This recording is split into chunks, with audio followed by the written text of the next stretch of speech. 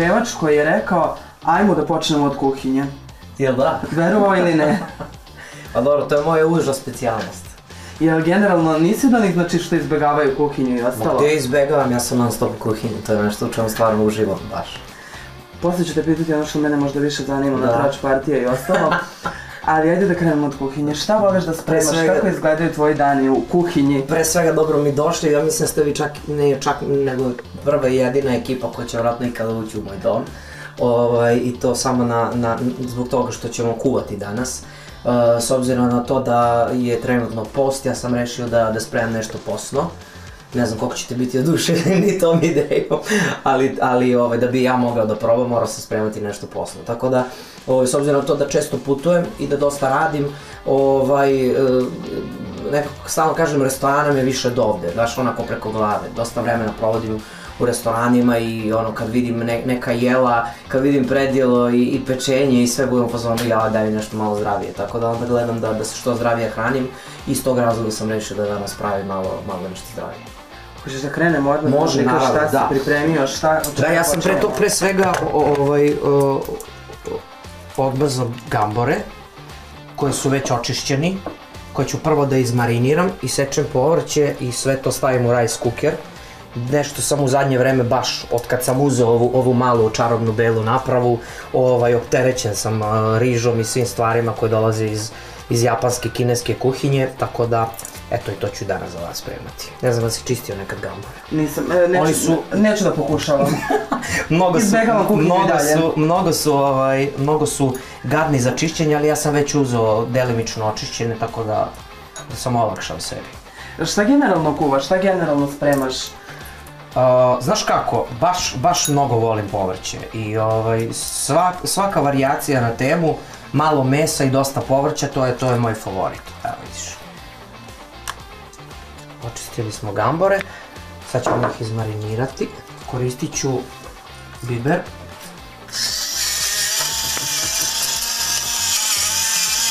Ovo je mešavina začina, mešavina bibera, to sam kupio u Španiji prošle godine, pošto baš dosta putujem i smeju mi se ljudi iz mog okruženja, ali mene kad zaustave na granici, jedino što mogu da mi nađu je hrana. Tako da ja donosim začine, hranu, gde god da krenem, ja sam ti samo nešto. Sad kad sam bio u Solunu relativno skoro, zaustavili su nas na granici i mi smo nosili dve velike hobotnice. I u fazonu, brate, ljudi prevoze parfeme, garderobu, šaniraju nešto, a ti nosiš hobotnice. Sam bio u fazonu, pa dobro, to sam ja. Sad ću dodati ovde soja sos. Beli luk.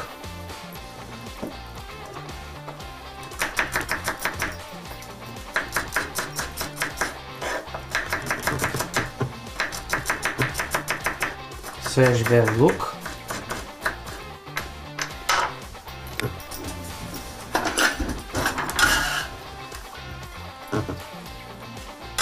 Viš?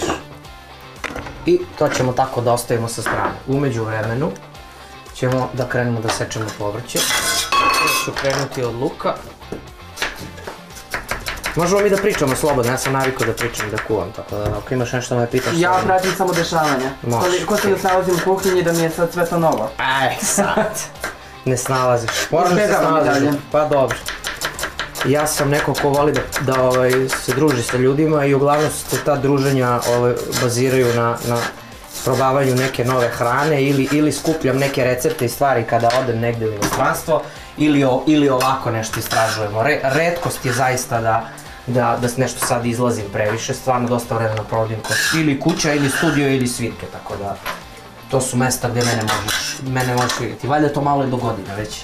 Javna ličnost je najveći trošak, na dostavljače, hrane i ostalo. Bar te probleme nemaš? Ne, baš nemam. Nemam te probleme zato što, kažem ti, ja sam po struci kuvar i baš dosta vremena provodim u kuhinji. Ljudi su navikli iz mog okruženja da mogu doći kod mene i da uvek dobro jedu. Nadam se da će ti se dopasti. Voliš gambora ili ne? Probat ću. Dobro. A pazi šta si obećao. Da. Jel bi nekad prihvatio neku kulinarsku emisiju? da radiš nešto slično? Da imam svoju kulinarsku emisiju, da, s tim što mislim da bi mi malo trebalo vremena da usaglasim pričanje i to generalno spremanje. Zato mislim da je to zapravo mnogo teže nego bilo šta drugo. Znači stavljam luk, šargarepu. Sad ću staviti... A gledaj sad ovo, gledaj sad ovo.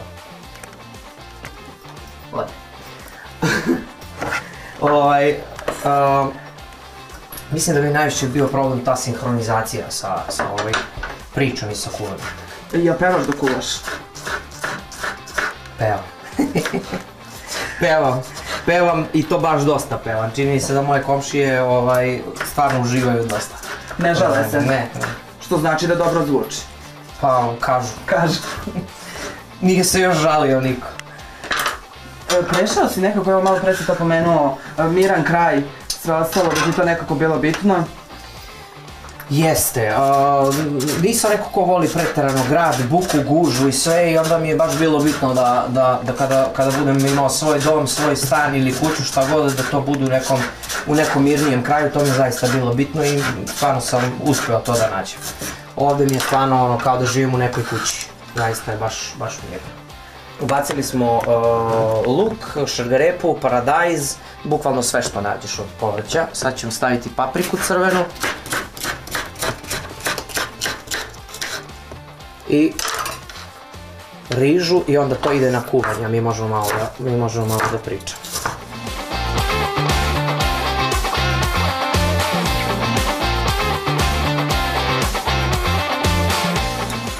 Sad ćemo to da ostavimo i dodajemo, pošto bukvalno gamborima treba 5 minuta maks, isto tako i tikvicama jer su baš onako lagano se spremaju.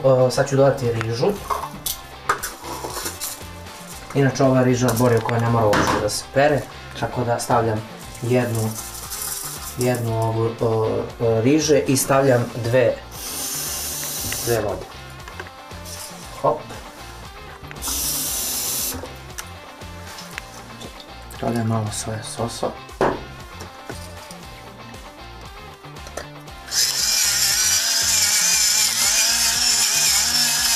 Biber.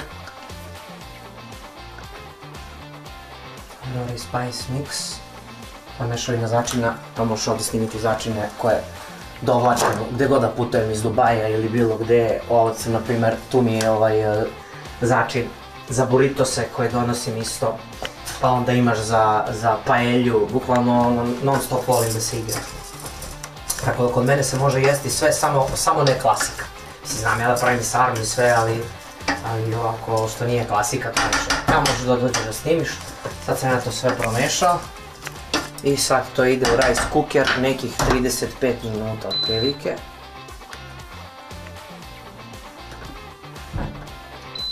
Idemo se postaviti. Sada pređemo malo na ideju da se ja bolje snalazim, to je ta trač partija i ostalo. Ali me zanima i ove fotkice, zanimljive su crteže i sve ostalo. Da, to su deca iz mog okruženja koja me crtaju, koji mi čestitaju rođendan, pišu, slikaju, crtaju vrtićima u školama, pa sam onda sve te njihove radove zakačio, držim ih tu na frižideru.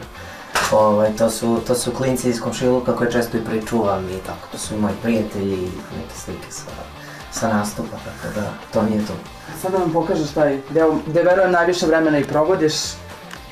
Evo čekaju vas gazde glavne, ja sam ovdje samo jedan stanar. Nova godina je već stigla? Da. Da, hteo sam da im obučem novogodišnje kostime za ovo snimanje, ali vidiš nismo stigli skroz da se sređemo. Sljedeći put. Jesi sve sam sređemo o tome? Da, ceo stan je mojih ruku dela. Ti neko pomagao? Niko.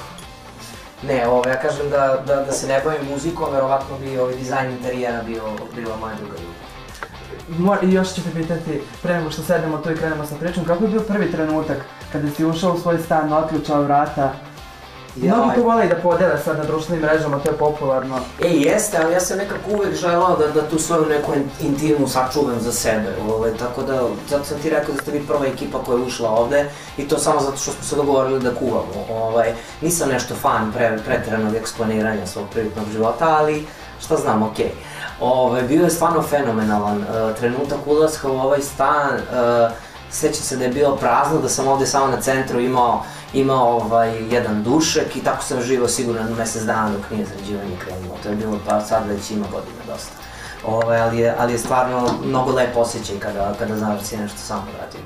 Imam super društvo. Da, oni samo malo pažnje im daš i tvoji su. Da ti pitam, šta novo radiš? Nedavno si izbacio i novu pesmu. Da, izašla je pesma Uloga, druga pesma s albuma 33, koji izlazi definitivno u maju kao ceo paket, kao fizičko, kao digitalno izdanje. To je nešto na što sam zaista ponosan i na čemu sam dugo radio. Pogotovo zato što je ovo moj drugi studijski album i negde sam još uvek na tom diskografskom početku. I pogotovo zato što sam više od pola albuma i sam napisao, tako da je to jedna od novosti kod mene da sam mnoge stvari na albumu uradio sam, što tekstove, što melodije. Naravno s pomoć svojih saradnika i Vidana Stolića i Kristijana Jovanovića i Blagoja Melovića. To je moja ekipa sa kojom radim, ali sam mnoge neke tekstove i muzike napisao sam i stvarno jedno čekam da to pustim. Ja ću definitivno posle ovog intervjua krenuti da spajam sa Milicom Todorović.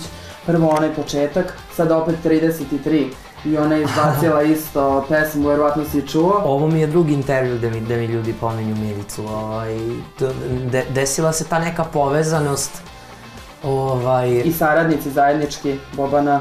Da, desila se ta neka povezanost bez da smo to jedno i drugo hteli, tako da, eto, možda neki duet nekad, što da ne. Pričala si, ako se ne veram, to sam ispratio, oko pesme Teja Tirović i ti poveznice i sve ostalo. Dobro. Kako sada gledaš na celu tu priču? Što se tiče Teja Tirović, pesama, dešavanja? Pa dobro, znaš kako, nije kome rečeno nego kome suđeno, mislim, to bi bilo tako. Postoje neke mnoge pesme koje sam ja u demo verziji otpevao, a nisam ih snimio. Da ne nabrajam sad, ali bilo je, recimo od Magla benda, Samo se noću spojavi, ta pesma je bila u mojim rukama prvo, ali kao, nije to toliko, mislim, kako bi ti rekao, neko ispusti neku pesmu, ali mu dođe nešto bolje, tako da. Da pomenem početak, sad, to je u mojoj generaciji tada bilo izuzetno aktualno. Čekaj, koja si generacija? Ja sam 2001. godište. Pa dobro. Prvi glas Srbije i sve ostalo. U kakvom ti je sećanju sada? Jesi možda sa nekim u kontaktu? Pa vidi, prošlo dosta godina od toga. Ja sad imam 30 i nešto godina, to je ima sigurno 12-13 godina. To su bili neki početci, ja sam u celu tu priču ušao dosta mlad. Pa od prve pesme, recimo od Ljubavnog parazita do danas, prošao sam kroz razne neke što vizualno, što muzičke transformacije, ali to je sve moj put. Nekako mi je mnogo bitno da sam se gradio kroz vreme, najpre iskustvom, nastupima, svirkama. Mnogi ljudi koji su bili u našim životima su nam pomogli da budemo bolji, tako da sad smo na dobrom putu. Jesi u kontaktu sa nekim?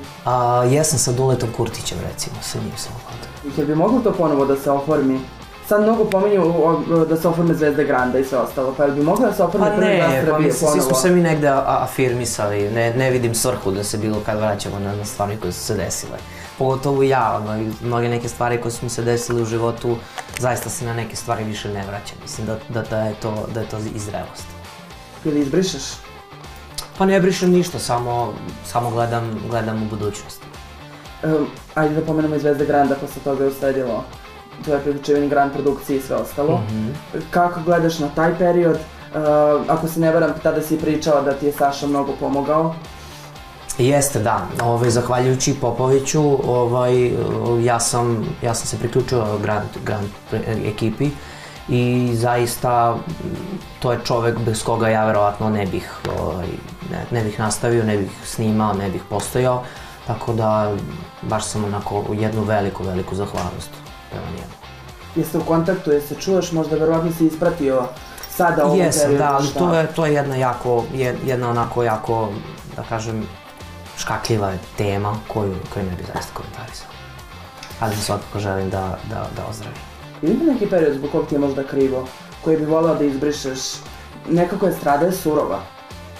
Pa dobro, ali ja ni ne smatram da pripadam nešto estradi, ja nekako čini mi se da stvarno živim život po svom, da nisam baš deo tih svih dešavanja, nešto baš puno ne idem nekakvim promocijama, dešavanjima i to ispoštuju sve što je vezano za moj posao i za pesme koje izbacujem, ali sad neko produbljavanje sa ne znam nekim ljudima, odnosi, mediji, sve to nisam baš nešto fantalo, volim sve mir zaista. Nisi osjetio da je estrada zmijernik? Ne. Mnogi to ističu. Nemam ja veze sa tim. Čekaj, si video možda na estradi, ovo sad je Milica Todorović i to pomenula, da mnogi na estradi koriste i nedozvoljene supstance i sve ostalo, verovatno si ispratio, to je sad glavna tema u medijima. Jesi video to, kako gledaš na to, jesi čuo možda? Pa ne znam na šta misliš konkretno, ali ja sam neko ko je odrastao na rock'n'rollu, tako da sve što postoji već kod nas u toj šarenelu zonom estrada je samo jedan mali deo onoga što se dešava na svetskoj sceni i od uvek, od 60. godina, tako da nije meni to ništa iskreno preterano interesantno.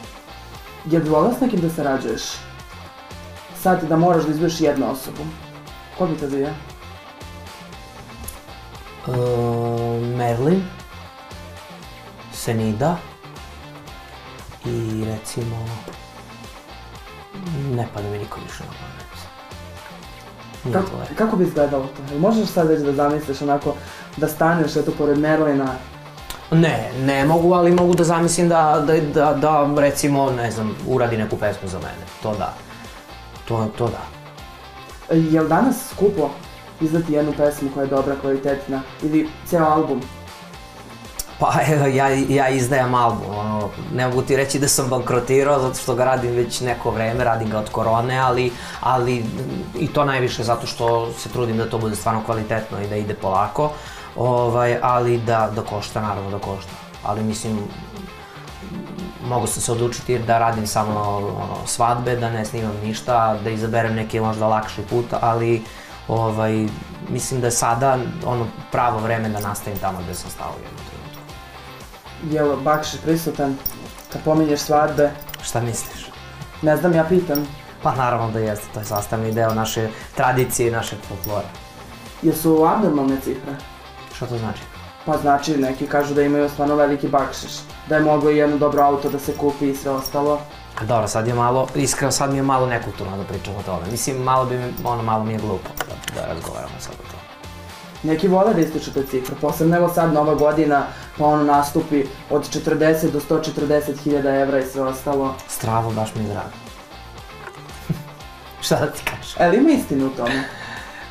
Seka je rekla da je krivo što kolege to ne demantuju, zato što se pominju te cifre koje nisu tačne.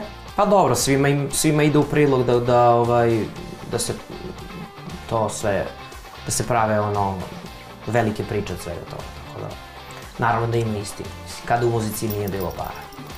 Jel radna Nova godina? Da, jeste. Jel pada teško nekad? Možda bi taj period probao. Znaš šta, iskreno odvikao sam se malo od putovanja zato što smo se dosta bazirali na Srbiju od COVID-a, se nekako stanje potpuno promenilo, pogotovo što bend i ja radimo dosta privatnih proslava. Odvikao sam se malo od putovanja, a sad mi svako putovanje baš predstavlja problem. Čini se da sam već mator za to. Kada treba da se vozi, ajde okej, nešto što može avionom strava, ali ono što mora da se vozi ili da se ide kombijem ili bilo koji drugi način, to mi stvarno malo već počinje da bude napor. I sad kad ljudi primete, uglavnom zapadnite tetovaže za oko. Koliko imaš tetovaža i jesi prestao da brojiš posle određenog perioda? Pa imam preko 30. Jesi prestao sad, više se ne broji ili je to Ne, nisam ni radio dugo, iskreno, mislim da ću se sad zaustaviti, da je to dovoljno. Jel svaki ima svoje neko značenje? Pa uglavnom da. Jel bi nam rekao, evo, za neke koje tu vidimo, značenje možda? Ne bih ti rekao sad zato što ih ima puno, ali ovo je recimo moj logo mog benda. Eto, tu sam ga istetovirao zato što ga koristimo i zato što se u njemu sadrže sva slova mog imena i prezimena, eto, recimo, taj je. Jesi se za neku možda pokajao? Ne. Ne mogu se pokajati ni zbog čega što je bio sastavni deo mog odrastanja, tako da, sve sam to ja. Ali rekao si gledaš u budućnost? Naravno, uvek. Jel bi možda period, znam da možda i ne voliš to kad te pitamo, taj period reality, jel bi izbrisao?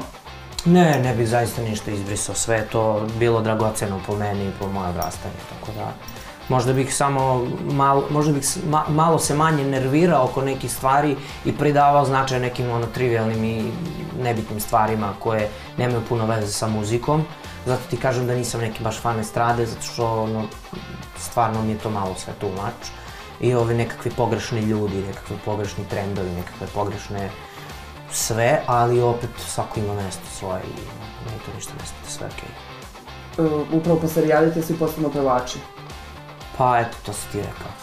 A se slažeš sa tim? Pa dobro, mislim, kako bih ti rekao, mogao bih i ja sutra da počnem da budem, ne znam, vodoinstalater, ali ako me niko ne zove, da mu radim vodoinstalaciju, prestaću da se bavim time, tako bude i sa pevačima.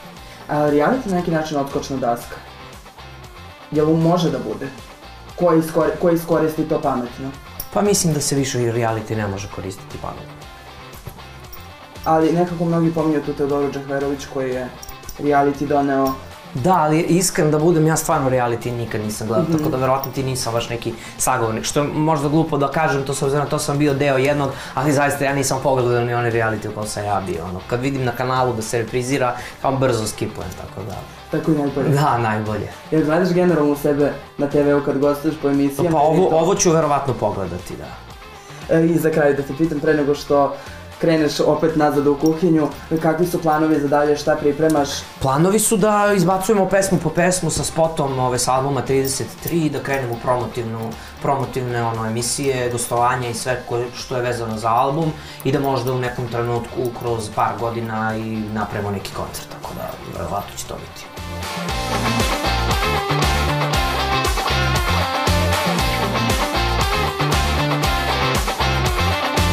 Sve si privao kraju što se tiče kuhinje? Da, gotovi smo, pri kraju smo, još samo da serviram i da probate.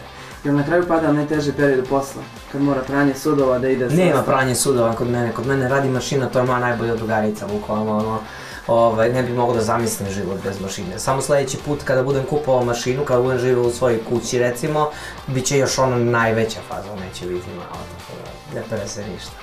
Ako što mrzim, to je pranje sudova. Sad onaj privatan život, malo si nam tamo pričao, sam živiš, a dobar si u kuhinji. Otko ti znaš da ja živim sam? Pa tako si nam rekao, ti si nas ovdje dočekao sam. Nisam sam, vidiš, živim 2 psa, tako da nisam nikad sam. Svako ko nije trebalo se vidi u Armanu već sakriven.